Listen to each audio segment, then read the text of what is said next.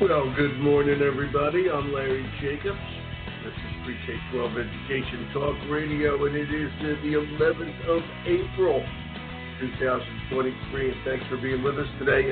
This is a show for the Consortium of School Networking, my good friends over at CoSN, and they have arranged for the one, the only Pete Just, who's been here many, many times. Okay, Pete is going to be talking about generative AI and how it affects schools, classrooms, teaching, etc. And Pete, this is very cool. It's great to have him here. Pete just retired, from the Metropolitan School District of Wayne Township, Indiana. Okay, and he was the CTO there, Chief Technology Officer. But he served as the Chief Technology Officer, the Chairman of the Indiana Chief Technology Officers Council, which is the CoSN branch in Indiana. Okay, he's been involved in developing standards for classroom technology, and he was elected to the CoSN National Board in 2014. My God, it's almost 10 years ago, and recently served as CoSN Board Chair, and I'm sure he's going to be continually involved with CoSN, so I'm looking forward to Pete's insights, and so should you be, because he knows what a school district needs, and he understands technology, and I assume he understands pretty well what's going on with AI and all this, and we'll talk about Terminator 3 and see if this is going to be the end of the world or not. We're going to archive the show at ace-ed.org, and if you go over there, you will see the brand new issue of our online journal, which is called Equity and Access. Everything we do at ace-ed.org, which is the home website of our American Consortium for Equity and Education, is free, including the ability to read our journal, Equity and Access. And this is an excellent issue which raises a lot of questions about all the efforts on book banning and access to education and equity that are going on in this country. So please go over there, enjoy it, read it, get in touch with us. We love your voice. We love industry voice.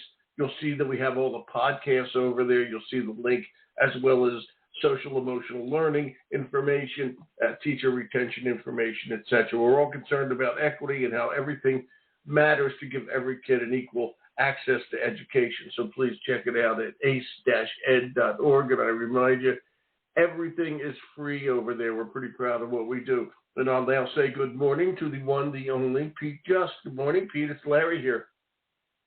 Good morning, Larry. Good to be with you again.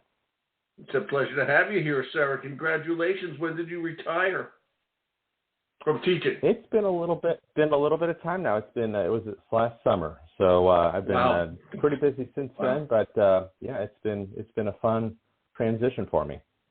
It has been, and I'll say I know it's fun and I know it's exciting. But was it weird? Come September, do you have to go back to school? Was it weird? Oh. My wife's a principal, so it was very weird. Oh. I mean, she's getting ready, all the things you do as a teacher. I was a lifelong educator, so, that time of year is special, and there's a bunch of routines you always get into, and to not have to do those was very odd. So are you doing the housework now? Is this what's happening? I am doing more than I had in the past. My wife's very gracious, and now that I'm home a lot more, as a home office, there's a lot more to be done around here than I ever believed. Right. Well said, my friend. We all know that in the back of our minds. Okay, so wow, it's really something. And Pete, you started. You were a consultant at your own company, and I want to make sure we talk about this. Just like your last name, JUST, juststrategics.com. Okay, juststrategics.com. And I noticed, I went over there this morning, and I noticed that you were able to get Brad Pitt's picture right on the front there on the homepage. Something like that. Maybe maybe my head on his body. I don't know. Well, whatever. Yeah. But it's been talk about what you're doing with your company. Yeah, go talk about your company. It's been fun getting that started. Yeah, it's been fun getting it started. It's working with executive coaching with leaders, junior leaders that are kind of stepping into the role. That's been a passion of mine for many years. We have a mentorship program here in Indiana that actually has become kind of a national standard that I'm really proud of, that, I've continued in a more personal way, one-on-one with people, and then just helping, school districts looking at long-term strategic planning, other educational focused organizations, learning how to get towards improvement. So it's been a lot of fun, and I've continued. I just rolled off the CoSN board at the conference two weeks ago, but I've continued working with them as their AI subject matter expert and some other areas that I've been involved with them. Mm-hmm. Right, and that of course is why you're here, because you are their AI subject matter expert at CoSN. By the way, everybody, CoSN, COSN.org, which brings that up. Okay, let's swing over to AI. All right, how do you become a AI expert, Pete? What do you know that we don't know? You have. And I'm serious about that. Yeah, right. Yeah, exactly. Well, being a lifelong educator, I've got a pretty good understanding of the classroom. Being a CTO for a long time, I have a pretty good understanding of technologies that impact the classroom. My focus was very much on the classroom. And so I've been studying AI for a while. And then obviously the last several months, I've had a bit more time to dive into it just in time for ChatGPT to hit the ground. So, I kind of followed that closely and probably spend about 10, at least in January and February, about 10 hours a week reading, because there was so much stuff constantly coming out. And honestly, that flow has not really reduced. The announcements that have been made just this last month alone, I was at South by Southwest and CoSN, and during those 2 weeks, there were so many announcements about new things regarding AI and some very specifically focused K-12 initiatives. So very exciting. So I guess that's kind of what put me where I'm at right now. And you can talk about Wayne Township, you can talk about other districts you're working with. How is AI impacting K-12? What's going on with that? I mean, it's easy to, we talk about it generically, all right? And everybody's scared about it generically. But really, what do you see as the impact? How are people using AI now, if at all? And do they understand it to any degree, which I certainly, all I know is Terminator 3, when the robots take over the earth, okay? And we have to fight the rebellion. All right, talk to me about how it's really impacting K-12 right now. Yeah, HAL and Terminator are the two worst examples of maybe where this could go. And I was going to start the show by saying, open the pod bay door, Pete, open the pod bay door. Yeah. Those are extreme, examples of where this could go. So we do need to be aware of what can happen if we don't do anything right. I mean, whether we're talking about nuclear energy or whether we're talking about, a hammer and a bat, that everything can be used negatively, and there needs to be guardrails in place. But that's probably not the job of for the education environment for K-12. I think it's a realization that there is an unstoppable wave that's coming our way that's starting to hit us now. Bill Gates said that, the most important advance in technology since the graphical user interface, that's what generative AI is. So he's saying that generative AI is at the level of basically Windows. So in that way, we all remember, you can remember, some may remember the DOS days, and when you could all of a sudden have a graphical user interface to navigate. Anyone born in the last, 30 or 40 years has no idea what it's like to navigate or to work with, line code to be able to get from point A to point B. We're just used to pointing and clicking. It was a big difference. And in the same way, AI, specifically generative AI, is changing education in the way we think about things. How we write assignments, for example. I remember, the internet was another big significant impact on K-12. When the internet started to become readily available, one of the things I told teachers is instead of thinking about your assignments as, I want it to be 8 to 10 pages long, maybe because that's kind of easy to search for and put together, in other words, plagiarize off the web. Maybe what you need to do is synthesize something that is going to require the student to engage in some thought to basically distill things down to the basics. They could do all this research on the internet, but at the end of this process, you got a 1-pager you're going to do instead of a 10-pager. And of course now, you can put something in there. And at first I was saying, just make it be more than 800 words because that's what ChatGPT was limited to. But really, it makes us rethink assignments. It makes us rethink, how do we, what are we trying to accomplish? What's the core goal of the assignment? That's a good point. And how do we get to the core goal leveraging a tool like a text-based, generative AI? And there's answers to that, but that's the impact I think that it's having on K-12. Why do you call it generative AI? I'm not that smart and all this stuff, but I just call it AI. What does the term generative mean? Yeah, great question. So when we think of AI in general, there's all kinds of things that can fit into that. As a matter of fact, my webcam is an AI webcam. In other words, it will follow me around the room. It will zoom in on me if I'm sitting still. It knows what I'm doing, and so it's like a cameraman inside of this little box that is called my webcam. That's AI. Well, that's not the type of thing we're talking about here. There's a lot of different kinds of AI. What we're specifically impacted by since the release of ChatGPT and other tools since then, many of them graphical as well, is a way to create something that you didn't have before in a very simple manner.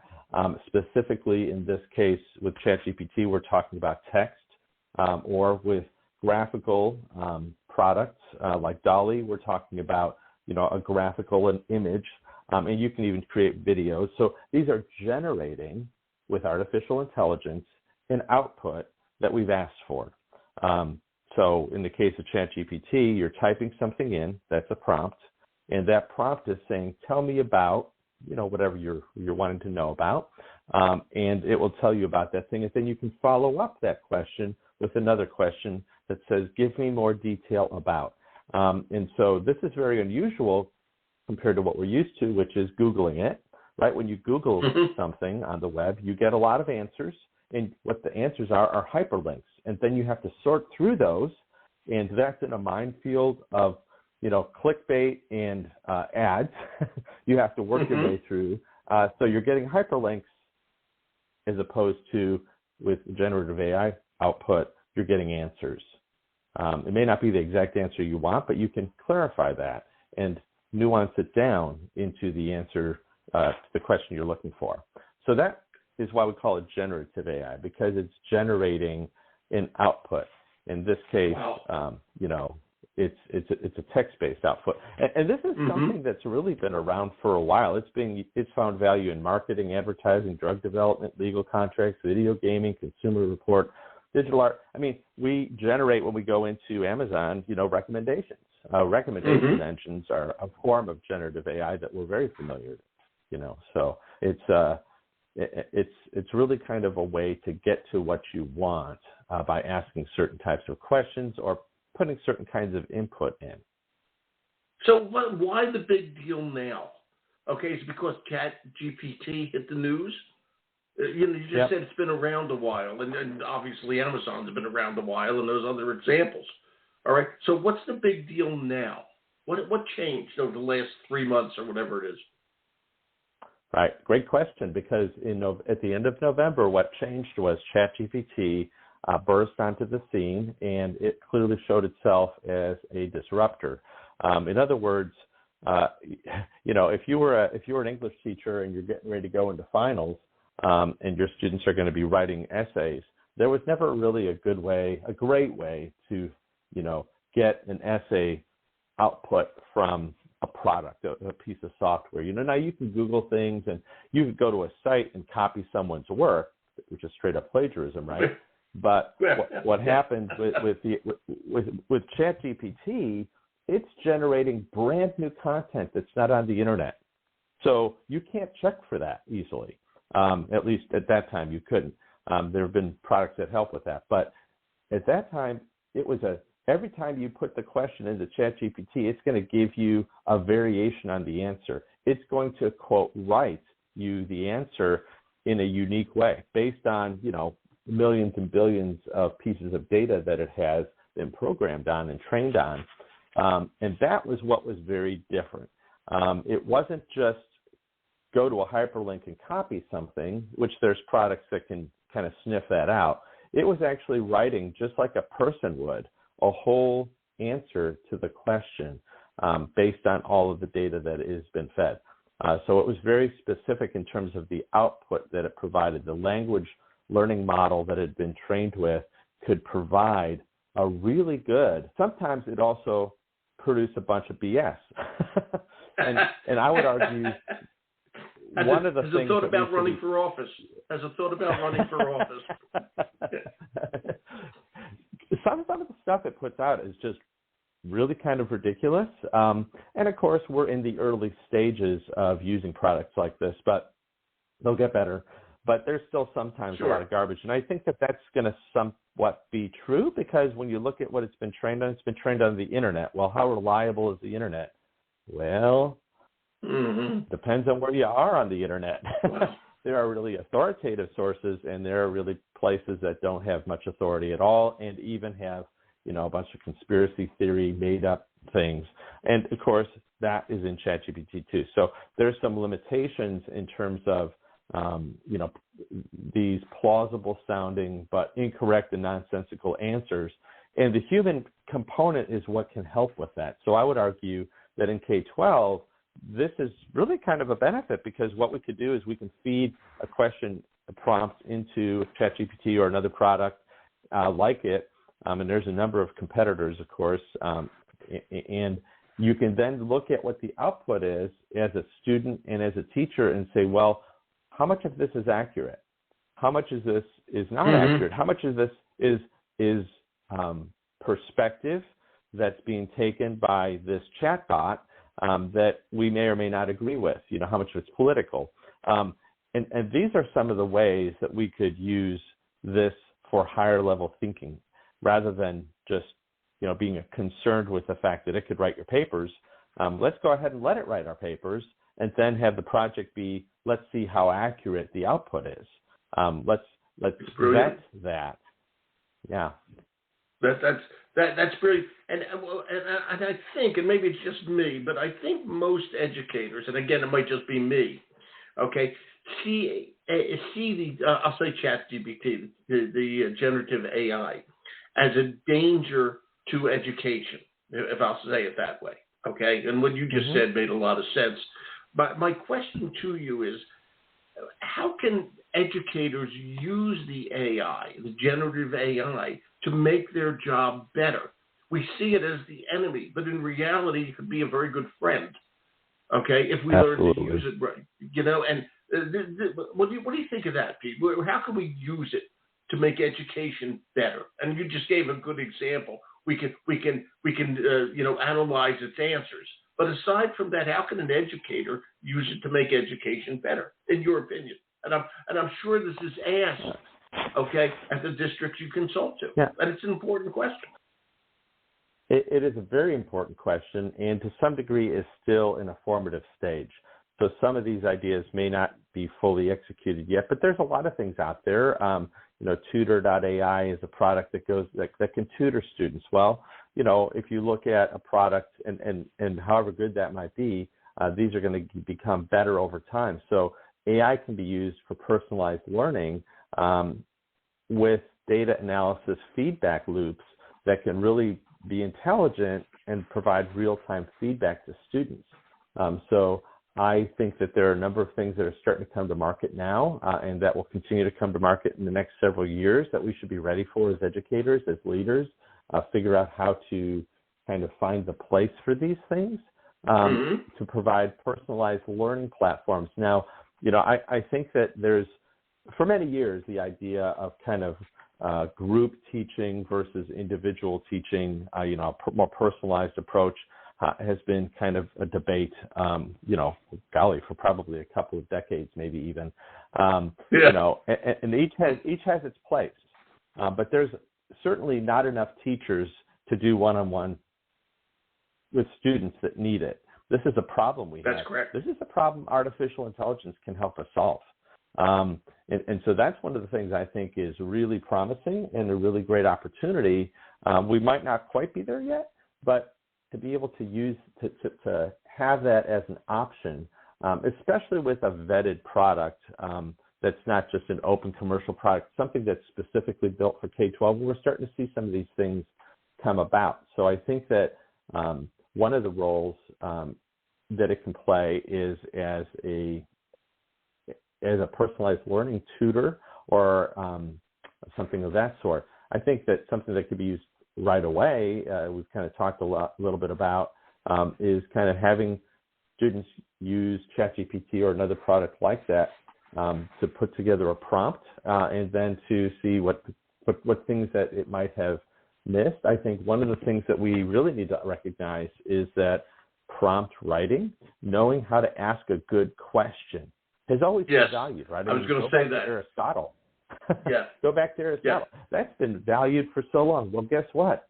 We have an amazing tool that, as you ask better questions, will give you better answers. So helping students understand how to do prompt writing will be a really critical skill. And I also think that there's some thought, obviously people know that ChatGPT and other products like this can write code. Does that mean we don't need to write code anymore? We don't need to teach, I should say. We don't need to teach how to write code. Oh, no. What this means is that as a product like ChatGPT writes code, we need humans to look at it and see, does that code, does it work? And to test it out, does it work to achieve the thing we're trying to get to? But also, rather than simple code writing, what can we do to help students understand how to put together these basic pieces of code into something that's bigger? Writing an app, for example, takes a lot of work and energy, but if you've got a product that's an assistant like this to help you write some of it, wouldn't that be great so that you can get to your end product a little bit faster? So I think that looking at generative AI products as assistants, as helpers, not just to the students, but also to the teachers. There's a lot of products out there that can help teachers write lesson plans. That's a great, I remember as a teacher, I put a lot of energy into that. And I don't want to say that it can replace a teacher, because what it's going to give you is something that's okay, which you can make it into something that's great. It also, for the early career teacher, can help them become better much faster, because again, although you might have a mentor teacher alongside that new teacher, that mentor teacher only has so much time. They have their own class. So if you have that mentor teacher as well as something that's immediately available to help that teacher write lesson plans, to put together outlines of things, that helps to expedite some of the work that teachers have, and I think to some degree can do away with some of the paperwork even that teachers have to do. Teachers spend a lot of time on paperwork, depending on your studies. Anywhere from 9% of their time to 25% of their time is used for, quote, administrative responsibilities. Some of that is paperwork. And, if we can get rid of some of the paperwork, that gives the teacher more time to be able to be with that student or those students and help them. So I think there's a lot of ways that that generative AI products can really help us to focus in ways we've always wanted to focus on: critical thinking, on making more time for the teacher, on helping the students have a coach in their writing, so on and so forth. I think that these and then intelligent tutoring systems are really great opportunities for us to go above and beyond where we've ever been able to be. I agree with you. And you said something that was so interesting. People are always concerned that this is going to, quote, replace the teacher. All right. And I guess my point is that as the world changes, the role of the teacher must change as well. Okay. For a zillion reasons. Okay. It's fairly obvious. And I'll use the example, when you go to the doctor now, I have a GP, a primary care, not GP, shows my age, okay, a primary care physician, okay, who I see maybe once out of the 4 times I'm there. It's all there, and these are wonderful people. They're the practice assistant, okay, the nurse practitioner, et cetera, et cetera. In other words, the role of the doctor herself, in my case, has been changed, all right, it has been changed. And the same thing is going to happen, or has happened, or should happen, if I may, to educators. Okay? It's that simple, and we have to learn that not to be scared of these tools, but to be tap into them. Because we have, and you know this, Pete, as well as I do, fewer and fewer people are becoming teachers, but we still have to teach all these kids. All right? That's right. But if we can harness the tools to make it work, okay, it's going to be just that much easier. And, like you said, Chat GPT has been around like since November, for the general public. You were just at South by Southwest, and you were just at CoSN, and of course ISTE's coming up, etc. What's the chatter about all this? Okay, when you talk to people, and it's got to be top of the mind for a lot of people in the world of ed tech. Okay, what's the chatter going on out there? People are still trying to get their head around it a little bit. I think that teachers especially, but administrators are trying to get their head around this a little bit. I mean, the first conversation, the first chatter that we heard in as everyone was coming back from break in January, do we ban it or don't we ban it? And then all of a sudden people understood that, okay, if we ban it, it's only banned on our devices on our network. I mean, kids got these things in their pockets. They're called phones. We can ban it as much as we want, but in their other hand is a product that's not blocked. So, and the other thing that leads to, which is continuing to be a conversation, is around digital equity.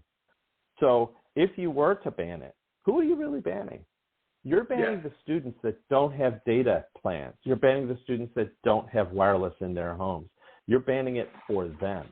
And so all of a sudden you've created this environment which is the opposite of what we've been working towards for the last several years, especially since COVID. We're trying to get, digital equity in the form of access. Absolutely. So that students have equal opportunity. And so as we think about this, one of the conversations we're having and trying to wrestle with is, how do we, there in every new innovation, whether it's the cell phone, whether it's the Chromebook, the laptop, whether it's generative AI, there are equity issues when you have folks that don't have it. How do you level that out as a school district is one of the questions that we've been dealing with devices, then with connectivity, and now I think with artificial intelligence in regard to, text-based and digital generative products. Yeah.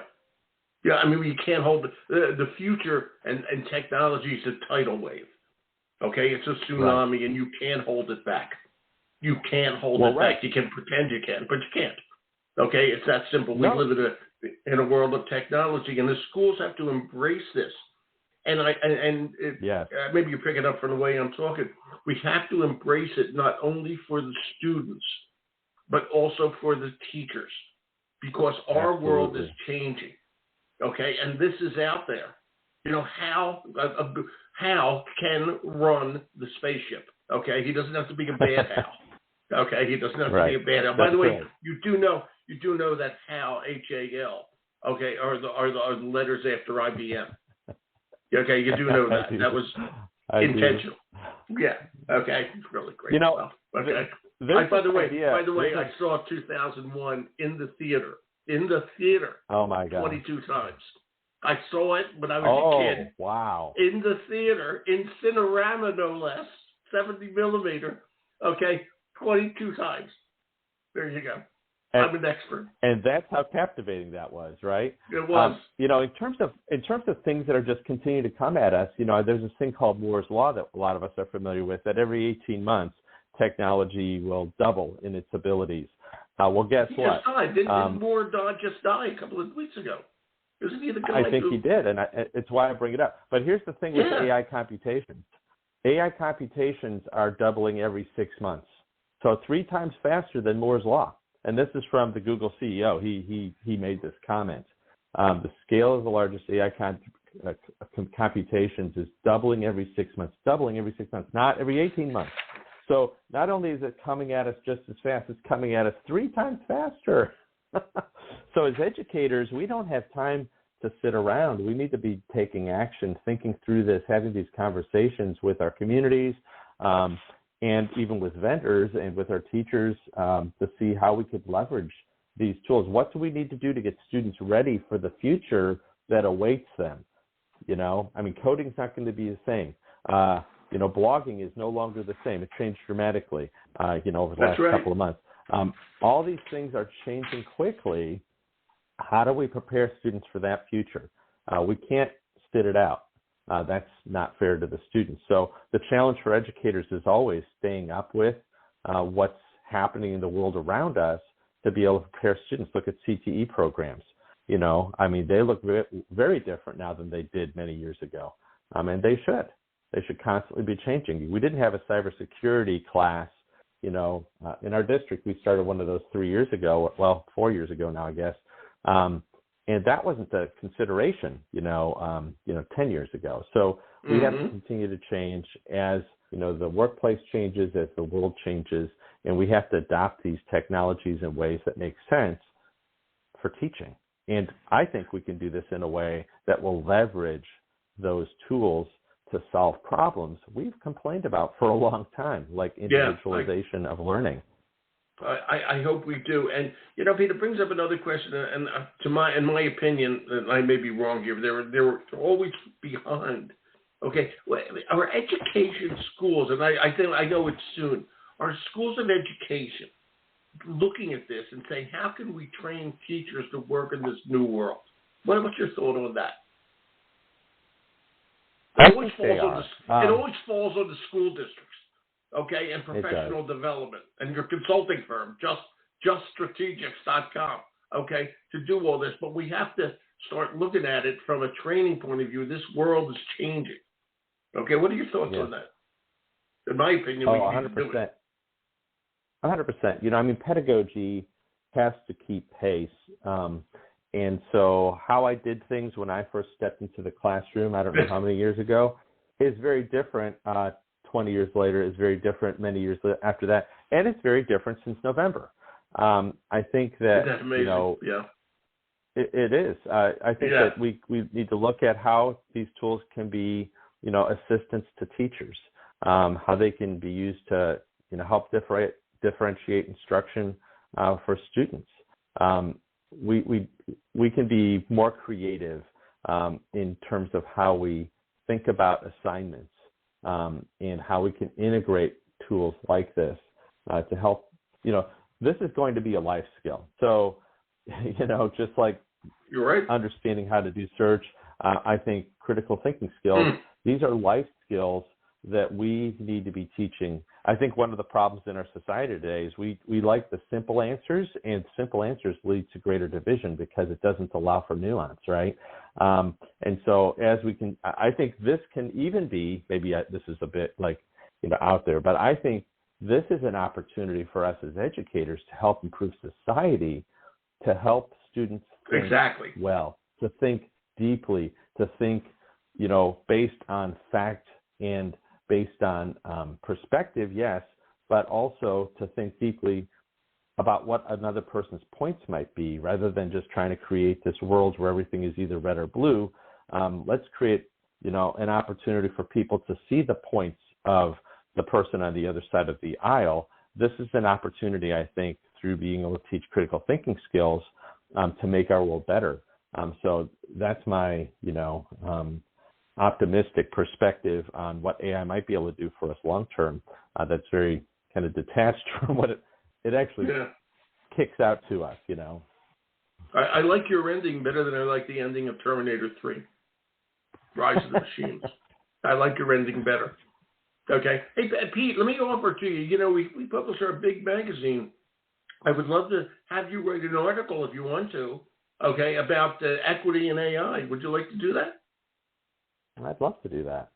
Well, then I'll put you in touch with Malia, our editor, and if you guys get that together, we'd love that. Okay, it's a great topic, and it's just so important. And what you said about equity before, okay, it's all just part and parcel of a changing world of education. And I wish you the best. You know, please always just tap into us if anytime you want to come on the show with juststrategics.com. That's your website, okay? You're always welcome here. Thanks. Okay, don't wait for Thank CoSN. you so much. I love for the CoSN. privilege. I said that the wrong way. Don't wait for CoSN. I love them and Keith and everybody. Okay, but let's just stay in touch on all this stuff. It's great stuff. That sounds great, Larry. Thanks for the privilege of being on with you today. No, are you kidding me? It's my pleasure, and I'll get in touch with you about writing for us, and let's do more. Okay. And how's Indiana right now? How's the weather? How's the weather in good old Indiana? Hey, it's sunny outside today, and it's been awfully nice. I'm enjoying it. I was in Savannah for a little bit a couple weeks ago, and that was a bit warmer. But Indiana also has a bunch of buds, and we're about to see a bunch of flowers come up, so it's exciting. I always love the spring. We all do. Renewal. What can I tell you? Okay, Pete Just, exactly. Thanks a million, buddy. I'll be in touch. Thank you, Pete. Thanks, Larry. Have a great rest of your day. You too. Thank you. Bye-bye. Okay, everybody, juststrategics.com. And Pete came on from CoSN. I think this is great that he's moved on to a new career after he's retired from that wonderful career at Wayne Township in Indiana. Okay, this is big stuff. All right, so please check it all out. Share this podcast if you wish. We're going to archive the show over at ace-ed.org. Please go over there, see all the stuff we do. We're very proud of it, and we're trying our best, all about equity and access for every kid. My name is Larry Jacobs. This is Pre-K-12 Education Talk Radio, and thank you so much to CoSN at CoSN.org, to Pete, and to you. Thank you.